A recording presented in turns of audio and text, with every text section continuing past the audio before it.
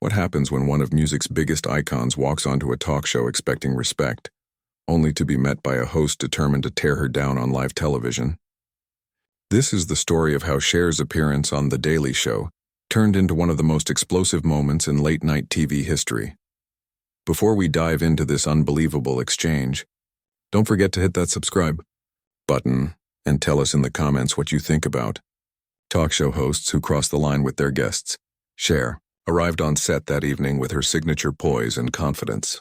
The studio erupted in applause as she took her seat, her sequin jacket shimmering under the lights.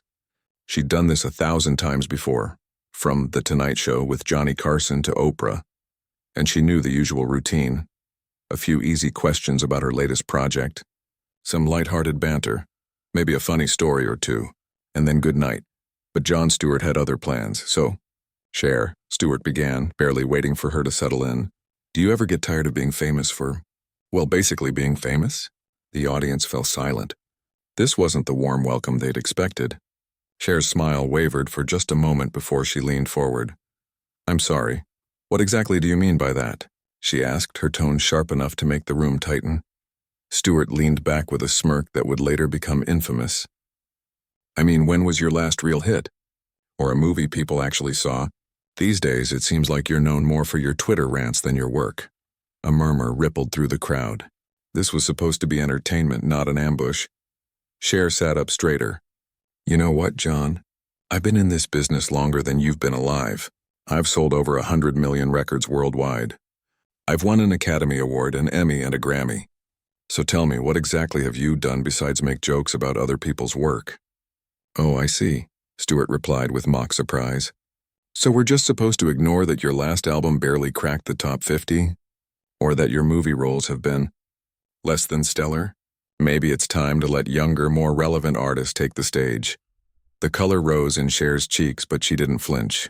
You mean the manufactured pop stars who can't sing without auto-tune? The ones with entire teams writing their so-called art?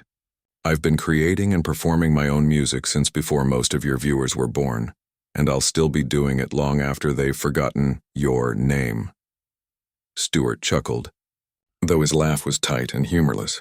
That's rich coming from someone whose biggest hit was a cover, or whose most talked-about moment was showing up to an awards show in a ridiculous outfit. Is that the legacy you're going for? By now the studio had grown tense. Viewers could feel the discomfort radiating off the stage. Cher's expression hardened. You know what your problem is, Jon. You think being cynical makes you clever. You think tearing down people who've actually accomplished something makes you important. But all it really does is show everyone what a small, bitter little man you are. The crowd froze. Even Stewart looked momentarily stunned before trying to recover. Small and bitter, he echoed. I'm not the one clinging to relevance, Cher. I'm not the one trying to relive glory days that ended decades ago. Cher's voice sharpened. Relevance? I just finished a sold-out 3-year Las Vegas residency. My last tour grossed over $180 million. Meanwhile, you sit behind this desk every night mocking people who actually create. Tell me, Jon, when's the last time you made something original? When's the last time you put yourself on the line instead of hiding behind your jokes?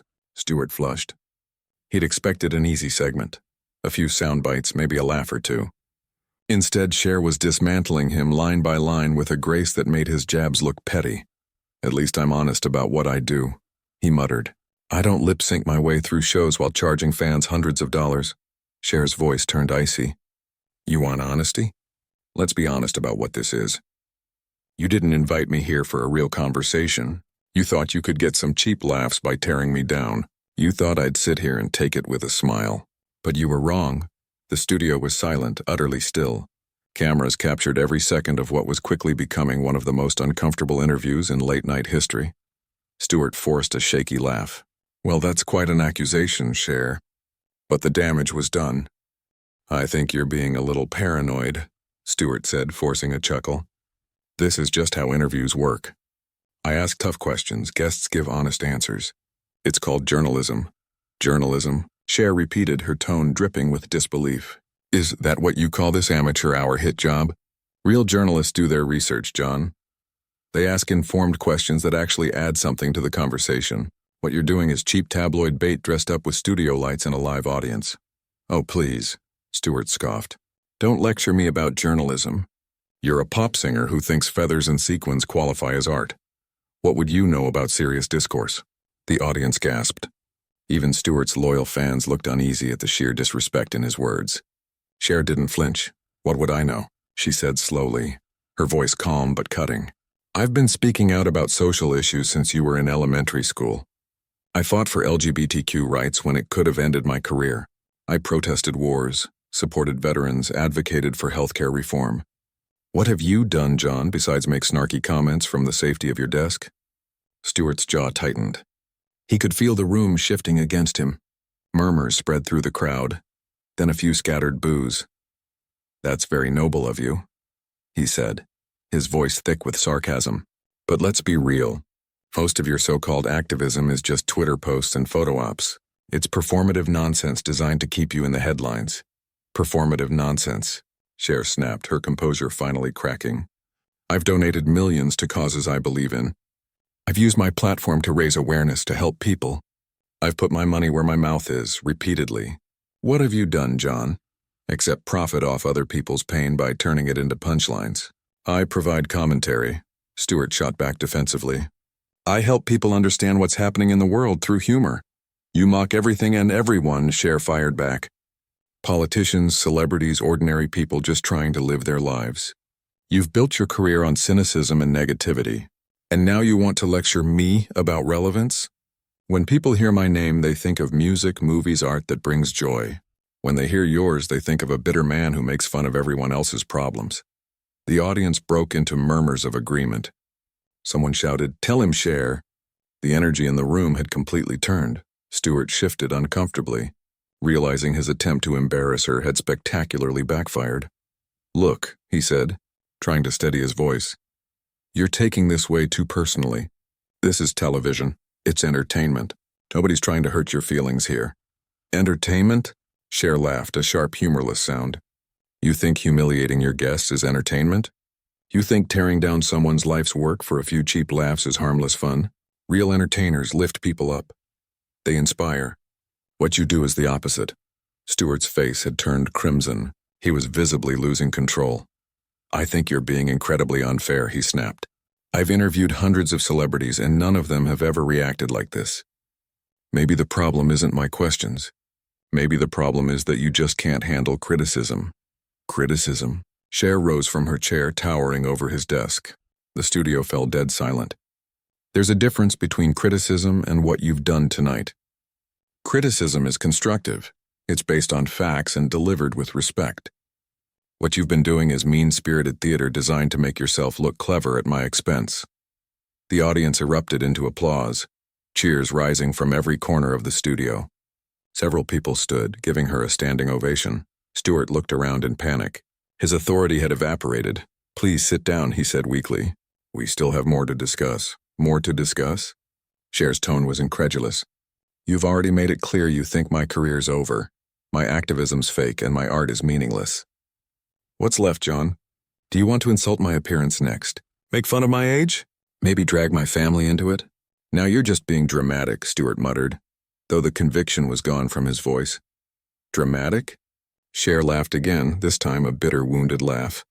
You ambush me on live television, spend 20 minutes trying to destroy my reputation, and I'm the one being dramatic? You know what's dramatic, Jon? A grown man who makes his living by bullying people brave enough to create something meaningful. The crowd roared in agreement.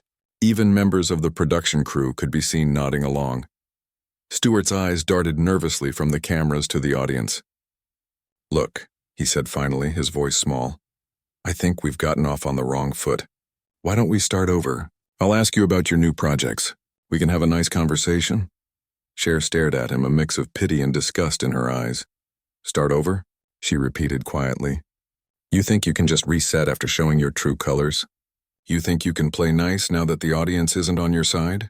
That's not how it works, Jon. You don't get to be cruel and then ask for a do-over when it backfires. Stewart's face went pale.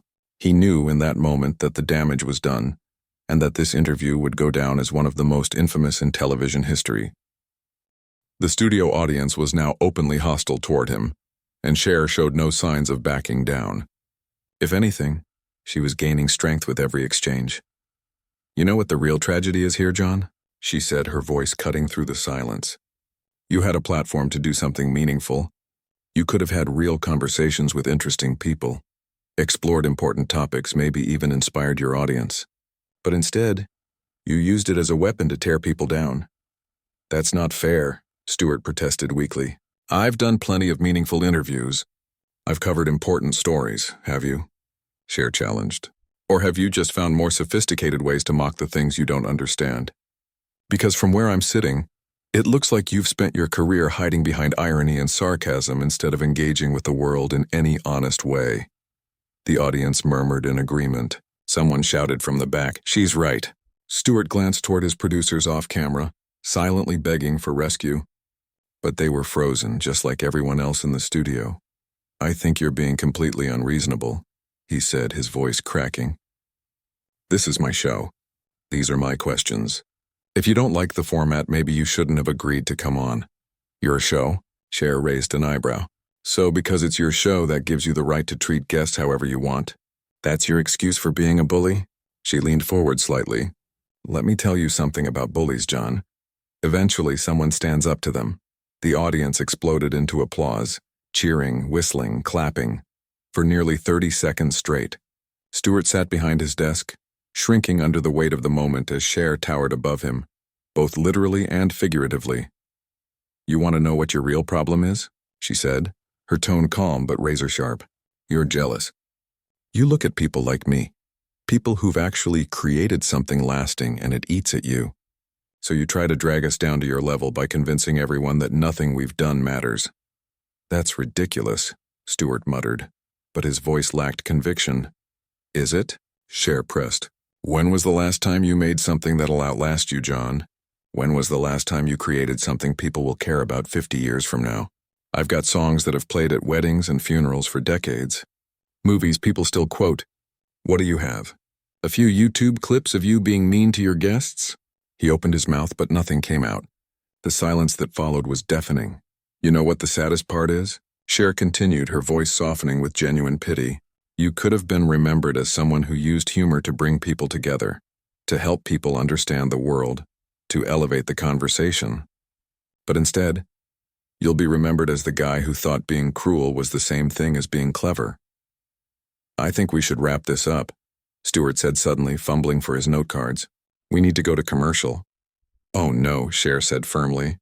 "You wanted this conversation, so let's finish it. You brought me here to embarrass me, to make me look foolish in front of your audience. But the only person who looks foolish right now is you." He looked around the room, desperate for a way out, but there was none. His guest had dismantled him completely, and the cameras were still rolling. "I never meant to embarrass you," he said weakly. "Then what was your intention?" Cher demanded. "What was the point of asking when my last hit was? Of calling my activism performative? Of suggesting I step aside for younger artists? If that wasn't meant to embarrass me, then what was it?" Stewart had no answer. He sat there silent and pale, realizing too late that he had misjudged both his guest and his audience. "You know what, Jon?" Cher said at last, her voice softening but steady. "I actually feel sorry for you. Because this is what you've chosen to do with your life, tearing others down instead of lifting them up. And that's going to be your legacy." The studio was completely still. Even the camera operators had stopped moving. Everyone knew they were witnessing something historic. "I think," Cher said finally, picking up her purse, "that I've said everything I need to say here." "Wait," Stewart called out as she began to walk off. "We can't just end like this. We have to finish the interview." Cher turned back to face him one last time. "The interview is over, Jon. You ended it the moment you decided to attack me instead of talk to me. You wanted to make television? Congratulations. This is television people will remember." And with that, she walked off the stage. The audience rose to their feet in a thunderous standing ovation as Stewart sat frozen behind his desk, staring into the lights. The cameras kept rolling, capturing the stunned silence of a man who'd just watched his credibility crumble on live TV.